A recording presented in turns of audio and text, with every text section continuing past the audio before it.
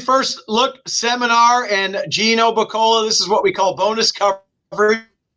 We're back early once again because of a nice pick six carryover from last Sunday leading into tomorrow, Friday's races, my friend. Yeah, leftovers. We've got about $35,000 carried over into the pick six for Friday. And don't forget that Friday also means coast to coast pick 5, sunset 6 wagers. It's been rainy all week, but on Friday, these races we're going to talk about are all carded for the dirt. So they wouldn't have to be a whole lot of changes, hopefully. And it's been raining today, Thursday, as we're recording this, but the forecast is supposed to be good, I think, afterwards for the next few days. I don't think it's supposed to rain quite as much. So fingers crossed on that. Very excited, like always, to be sitting next to Georgie and to Captain Choo-Cheese himself over there, to Skippy. What's going on, Gino? How are you?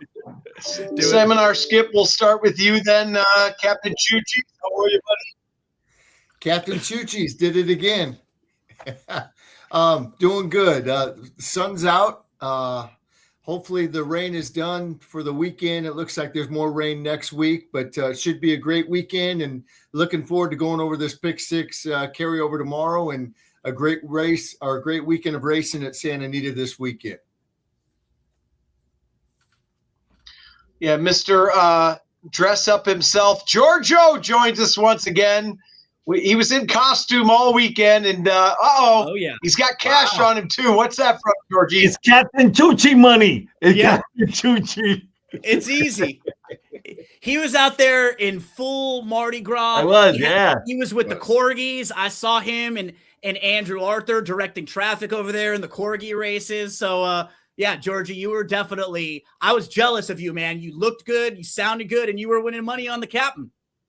Yeah, we had a great weekend here at Santa Anita. You know, we got great events all month long. Really, it's going to be great. We got it's the year of the horse, so we're celebrating with a $30,000 wealth tree on Saturday and Sunday. So come on out. Last week was great with Mardi Gras. Now we got the Chinese New Year we're celebrating. It's and of course all the carryovers. So many carryovers in the Sunset Pick Six and in our Pick Six as well. All right, we are talking about tomorrow's pick six right now. As Georgie said, we're going to make a little seed money for the weekend, $34,288 going into the pool. Skipper, let's start with you. Race 4 tomorrow, $8,000 claimers going a mile on the dirt. As Gino said, all 9 races on the dirt tomorrow. Very smart of them. The rain is out of here, but we got it quite a bit in the last few days. I'm hoping Skip has the 3 because I just want to hear him say the 3. I made sure I didn't pick the 3 just because of that. I'm going to go too deep in here. I'm going to go nothing special. I'm going to go a speed horse and a closer. My first one I'm going to take is the closer, the 1, Ostonian.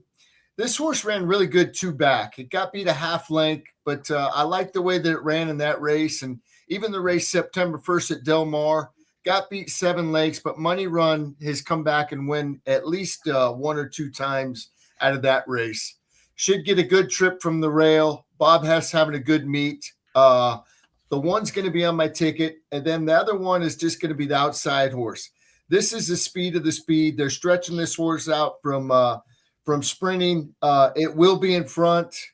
I don't know how long. It's dropping in class. This looks like a great spot. I actually thought about singling this horse, but I'm going to use the 1 in case the 3 or the 4 decides to go with it. I'm going 1 and 6. Nothing crazy here. Nothing special. All right, bookends for Skipper. Gino, what are you thinking about here in leg 1? Yeah, I wish I could be more creative. I think he's got the right to, depending on the way the rest of my ticket sets up, maybe you include, I would include Dark Marcus. The barn doesn't have a whole ton of runners and numbers, but they are 2 for 6 off of a long layoff like this and 2 for 12 for start off the claim. And I don't think the horse ran all that poorly last time out. The problem was last time was April. So we're talking about a 10-month layoff here for this horse, but it's not the strongest group in the world. I don't think the layoff doesn't really concern me all that much. So probably pretty formful, at least 1-6 and then maybe 1-5-6. All right, Georgie, go ahead, Skipper. Gino, I'm glad you brought up the 5. I thought about using it, even though it's not a win machine. 32 starts, 2 wins in 9 seconds.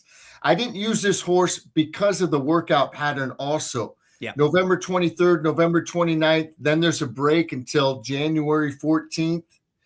I just, basically it's got 4 works leading up to this race, and it's tough to do. So I just want to mention that. Yeah, absolutely.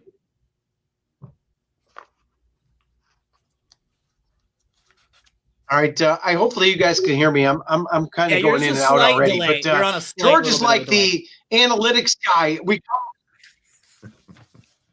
Okay. George is like the, he's like the Sean McVay, the analytics guy. So what do the numbers say here, Georgie? The numbers clearly point to number 1, Estonian. And since for me, the rest of the card, except for race 7, is really difficult, I'm probably going to single Estonian and hope that the 6 kind of goes with Mother's Prayer a little bit, maybe somebody else to weaken him up. But I mean, it's really like Skip and Gino said, it's the 1 and the 6. But I'm going to try to single here with Estonian and hope that Tougher Than the Rest gets into at least a little bit of a tussle early to set it up for Estonian.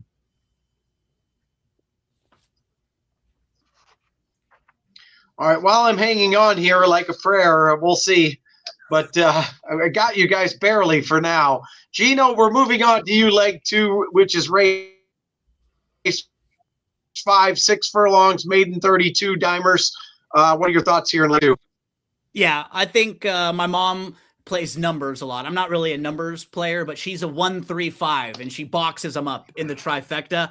I'm playing Mrs. B's numbers in this one. I think the 1 Trailblaze, if you put a line through that last start and you just go 2 starts back, January 11th, at this level, maiden 32, going a little bit longer. It's a pretty good effort, finishing in front of another Juanito that day, and actually did have some trouble and was hooked wide.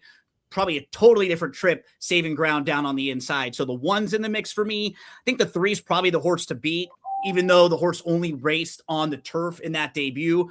The dam won on the dirt and a stakes placed on the dirt. Fast start, so I think very quick there. Texas Wildcat would be the other one for me. Was actually battling with the 4-5 favorite in a small field last time out. Won the battle of the speeds, but the race really set up for a horse coming from off the pace after Texas Wildcat did all the dirty work. So, George, I'm going to go 1-3-5 in this race. Who are you looking at using in leg 2? I'm just going to use the 1 and the 3. So, I think the 3 is the speed of the speed. That big drop from maiden special weight to maiden claiming, one of the biggest in the business. And Scolamieri, he's an excellent trainer. I mean, I've always liked Sam for years and years now. He does great work over there, and he's got his tag over there in San Luis Rey Downs. And Trailblazer, to me, is going to come from off the pace. You throw away that last race on the grass, he's got 2 seconds in a row. He's versatile. He can run well sprinting or going long. And I think after a couple of mile races, he's going to be flying late. So I'm just going to be using the 1 and the 3. 1-3 for Georgie. Skip, how about for you in here? I'm going to single the 3. This horse, I love all the angles here. I watched the last race. It showed speed from the outside. It didn't run that bad. It only got beat 9 lengths, which seems like a lot. But, they didn't really ask that horse. It showed the speed, and then it got a little tired late, but it kept coming a little bit. Drop set, down to 32. That's the biggest drop in racing. Turf to dirt. Scalamari's got a lot of good numbers. Second start, 50%. Turf to dirt. He does great. I think this horse is the speed of the speed. I think this horse will go wire to wire. Yep, lots of similarities for us in here. Oh, there's Chappie in the back. Better internet, a couple offices down, huh? Offices down. Obviously, George pays for the upgraded internet. Chappie, we got to see if we can work that into your contract for next year, I was going to say. So we all took a shot with our opinion in race number 5. Let's turn the page to race number 6. This one kicks off the late pick 4 sequence as well. 6.5 furlongs on the main track, as all these races are on Friday. 25,000 non-winners of 3. Georgie, let's start with you over here in this one. Who are some of the horses you want on the ticket in this 6th? Yeah, so this race and the last 2 races for me were a conundrum. it was tough for me to figure it out. Gus Headley claims the old 9 last time out, and immediately a lot of changes going on, Right? which I know. like. Me too. Adds blinkers, gets the ultimate equipment change. Was a game race. Now, And first time on the dirt too, right? For a horse who's been running for a while, they go immediately to the dirt. Yeah, first time in the dirt in a long time. But when you look at the dirt on this one, has run 3 times on the dirt, 2 seconds and a third on the synthetic. So really, on the synthetic surface, there's nothing wrong with dirt for the old 9. And I think Headley said, "Hey, I'm going to put him back on the dirt. He did great on the 3 tries on the dirt." So a lot of changes. I think the old 9's got to be used. Mises Express has got the best numbers, great connections. I'm certainly going to use him, and I might even use Macho Man, another one that gets a lot of changes. Comes in here from Indiana. Who knows? The first race was pretty darn good, but I'm leaving out the 3. Even though, gosh, the 3 probably is going to run well, is the speed of the speed. But I'm going 1, 2, and maybe throwing a 5 as a long shot. I'm the cream of the crop. I've been to the top of the mountain. Miss Elizabeth, I love you. I was a big Macho Man fan, one of the all-time greats. When we talk about the greatest wrestlers of all time, he is on that short list, no doubt about it. Skippy, who are some of the horses you need on the ticket in this race? I knew you were going to like the Macho Man jingle. I just knew it.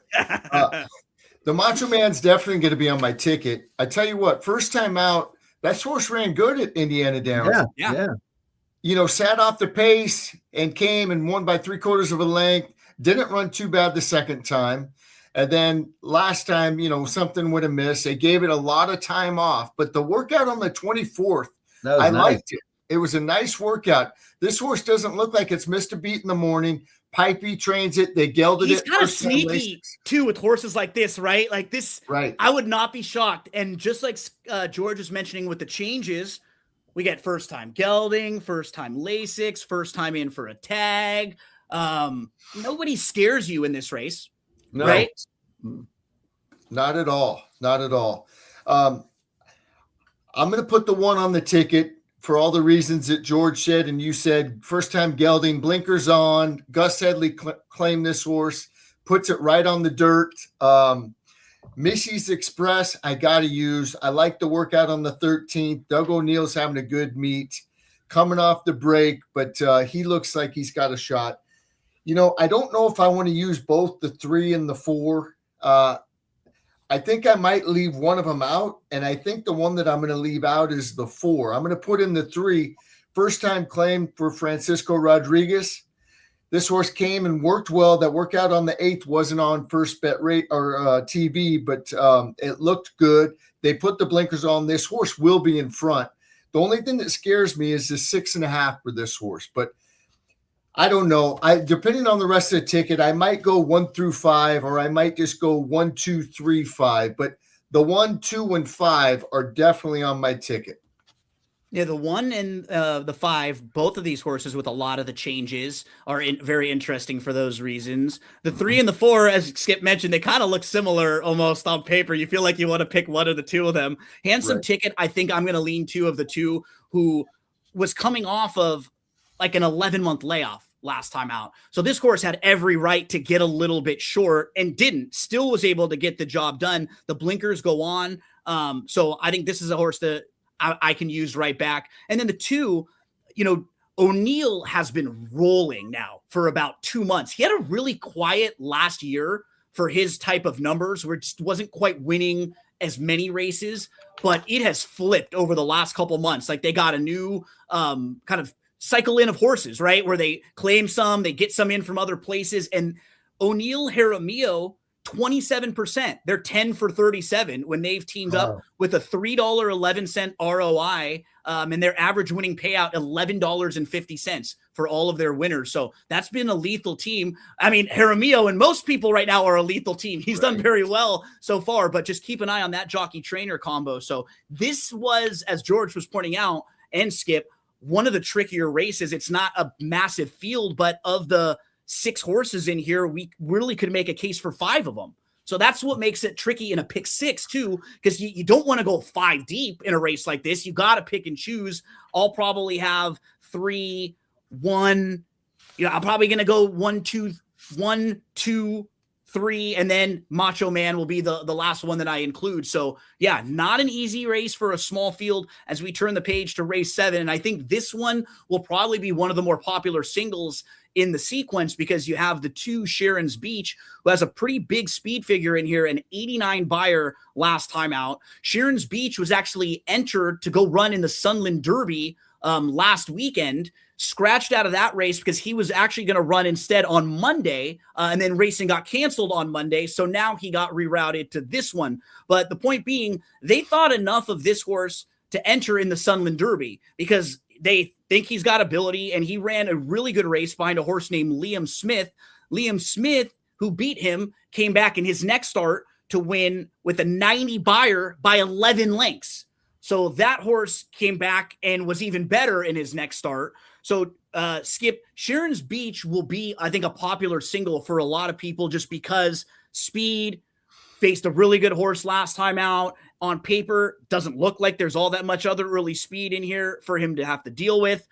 So starting with him, do you go deeper? Do you like him? What are your thoughts on Sharon's Beach? No, this is definitely one of my singles, and I know it's going to be probably, 80-90% singled on the tickets tomorrow. That last race was too good. I watched it. Liam Smith dug in late, galloped out well, but this horse was coming and trying first off the break. Liam Smith came back and won, like you said, by 10 and a 90 buyer. This horse is a single for me. I like the workout on the 7th. I put really good work. I just love the way that he did it. I think he's coming in the race good. Speed. Sharon's Beach is a single for me. George, how about for you? The absolute single. Stan Lee. I used to read a lot of Stan Lee comic books, and one of his expressions was "Nuff said." Guys, enough said. This horse should not lose. And what I think makes it tough in a race like this is there doesn't really look like there's that strong second choice. Right? Like after there's not another. What is going on here? What? Look at you. I was gonna say, what is it? There. Look at this guy. He's got the thinking cap on, right? there just isn't that other really logical alternative. If you wanted to use 2 or if you wanted to go in a different direction, I mean, you're making a case maybe for the 1. Why not another one who's coming out of strong races, but hasn't really ever run a very good race? He's just faced tough company. Greenwich Village, who's going to be in a stakes race, Brigante, conducted Stark Contrast. Those are all stakes caliber horses. Maybe a first timer like Dreaming On, but I think by process of elimination, you keep coming back to Sharon's Beach, just looking so much stronger than the rest of the field. So for all of us, we'll probably be singling here. And George, you were pointing out Sunset 6. There's some money left over in there too, also, right? Yeah, this one, like this over starts 50,000. Yeah, carryover. this one starts the Sunset 6, or this is a part of the Sunset 6. These final 3 races from Santa Anita. There's no way you can bet this horse to win, but in the pick 6s, it's not bad to have a single like this because there's other races that are tough. So you can't go, oh well, if I single him, it's not going to pay nothing. No, it still might pay really, really good. So don't give up a free square. If you get a free square, take it, and hope to get some money elsewhere. Yep, we just pointed out the race right before that was a field of 6, but very challenging in a race that really people are going to go 3, 4, 5 deep maybe. So hopefully we can get through. Say something, Skip? Yeah, I looked for other horses, and like Gino said, there's no clear-cut second choice. No. I couldn't watch the works on Montana Jet, and Dreaming On, I did watch a couple of the works, and I didn't really like it. It had that turfy action that it looked like to me, that high action. So I tried to look at other ones to see what I could like, and I didn't. And I like Sharon's Beach. So there we go.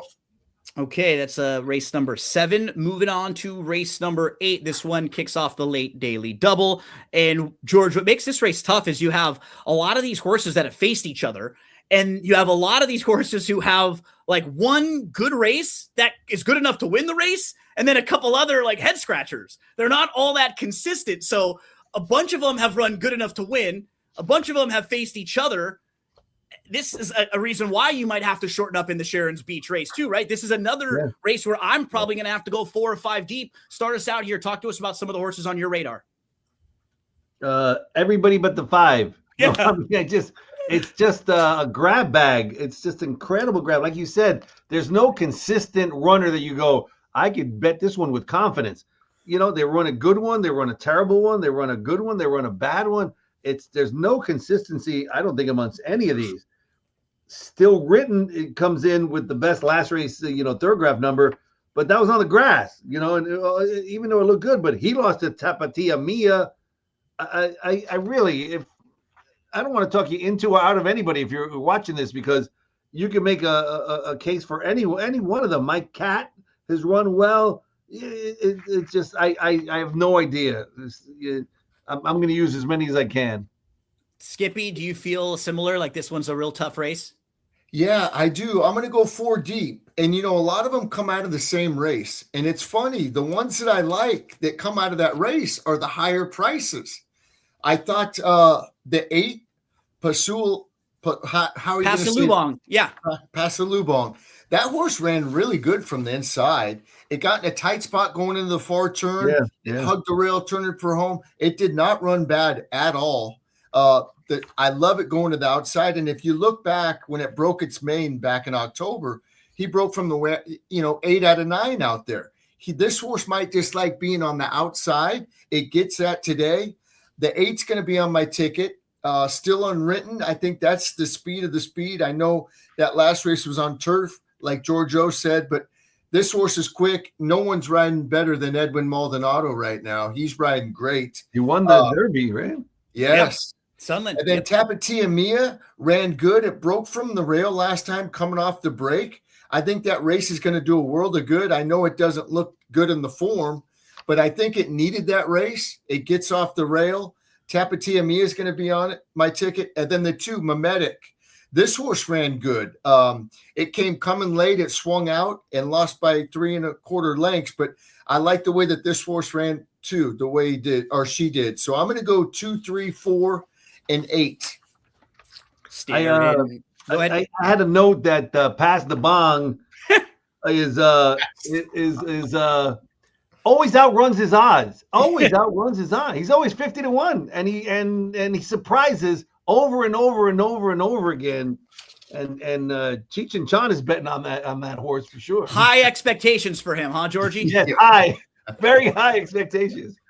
Well, I always wondered with the 4 horse if Michelle Yu named the horse for trainer Ryan Hansen, because this is some song lyrics. Staring at the blank page before you open up the dirty window. Let the sun illuminate the words that you cannot find. Reaching for something in the distance, so close you can almost taste it. Release your inhibition. Feel the rain on your skin. You know what I'm talking about, Skip. Get on it. No one else can feel it. The rest is still unwritten. This horse is going to be long gone. I think gets the lead.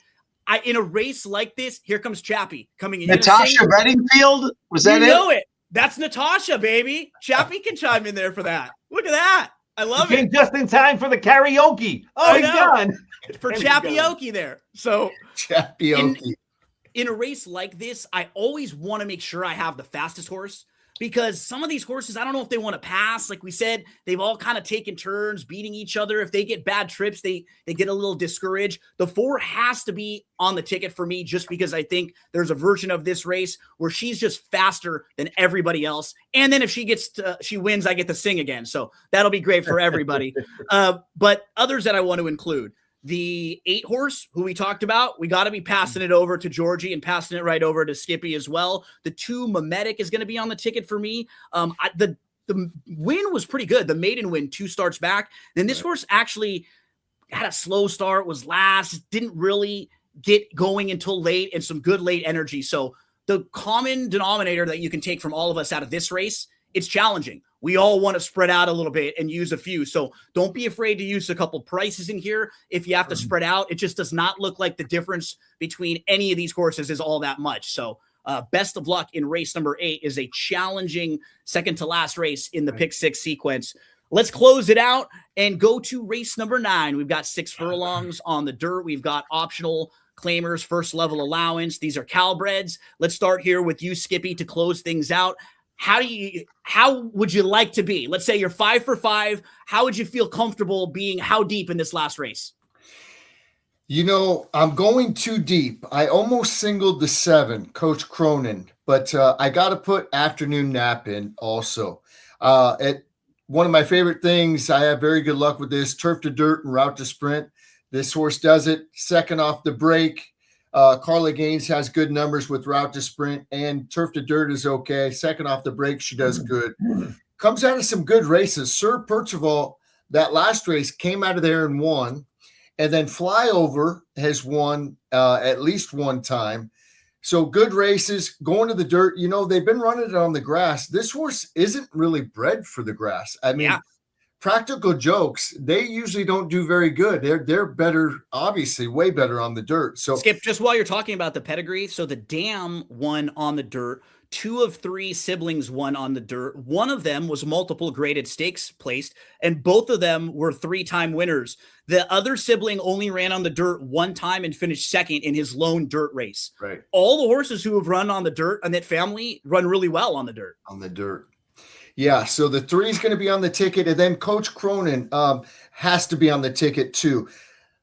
This horse ran like a horse that didn't like being on the inside and having that dirt kicked back in its face. That's what I put in my notes. Didn't like being inside with all that kickback. It was weird because it hugged the rail. It stayed on the rail the whole time, but it didn't really start running until mid-stretch when the horses kind of drifted out and he kind of got clear sailing there and he came running. That's when he started going. He galloped out really good. So I think with the outside draw, I don't care about the wide trip, just keeping this horse in the clear, no dirt in the face. I think the 7's got a big shot. So I'm going too deep in here, and hopefully I'm alive, and hopefully we could hit this thing. George, I have such a tough read on Coach Cronin because I go back and forth with him. His figures look pretty good on paper, a lot of them. And he's beat One Smoking Dude and Mr. Machu Picchu. But then every time he's been at this level, hasn't really been close in his races against Optional 20. But then the flip side, he seems like his best races are when he's way more involved in the race. And he didn't get close early on last time out. Like, look at his wins and when he runs well. He doesn't come from that far out of it. He sits pretty close. So, I go back and forth on him. What do you think about Coach Cronin, and how do you want to close this out, Georgie? Well, Coach Cronin ejects his own players from games. So I don't, I don't know whether to eject this one or not. I don't know. I don't know. You think I know? I don't know. But it seems like sometimes he runs good and other times he gets ejected. So he's like, I think he's due for a win. He won, Kate, terrible. One huge figure on the thoroughgraph, terrible. So I think he's due, in that February 15th workout is great. But I like One Smoking Dude. Something went terribly wrong last time out, but before that, very competitive. 2 wins in a second. Afternoon Nap is, cutting back in distance and has got some strong thoroughgraph numbers. Mr. Machu Picchu, I'm not going to use. I just don't think he's had that killer instinct for the win. So, I mean, he's got 1 win and 87 seconds and thirds. So I'm not using him for the win. And Special Club, Hernandez is Hernandez. I mean, he just wins races, and I hate to leave him out. And that's a good gelding right there. So I'm going to be using, if I can, 1, 3, 4, 7. But I might have to eject one of them out of my ticket. Yeah, we're all pretty similar here. One Smoking Dude for sure. I think if you just eliminate the turf races and you go 2 starts back, he's beating Special Cub. He's beating Mr. Machu Picchu. He's not far behind Coach Cronin in those races. So yeah, and actually can sit kind of close, just sit right behind the leaders from the rail. The 3 Afternoon Nap, we've all mentioned a few times, who probably one of the classier horses in the field, some of the better overall races on the turf. We'll see if they can finally transfer that form over to the dirt. And then for me, the wild card was Coach Cronin. Based on the rest of my ticket, we'll see if he ends up on there, but he probably will. I don't want to eject him from the ticket, Georgie, so I got to make sure he's on there just in case. So that is race number 9 to close things out. Don't forget the pick 6 starts on Friday in race number 4, and we will be back here following the 9th and final race on Friday, about 10-15 minutes after that final race. So maybe about 4:45 or so local time tomorrow, we might be previewing the pick 5 for Saturday, or Chappie, it might be a double pick 6 carryover that we could be previewing for Saturday. We'll see. You know, the carryover is 34,000, but that pool is expected to exceed 250,000. So don't let that small number turn you off. The pool is going to be huge. And we also have a carryover, as George mentioned, in the Sunset 6. So best of luck to everyone playing around tomorrow. You'll get free past performances for some of these wagers from Daily Racing Form. You can check that out. And always go to santanita.com. Check out all the events, the special wagers, and everything going on at the Great Race Place. Good luck. Thank you. Skip, can you just say Ubaga Kakayo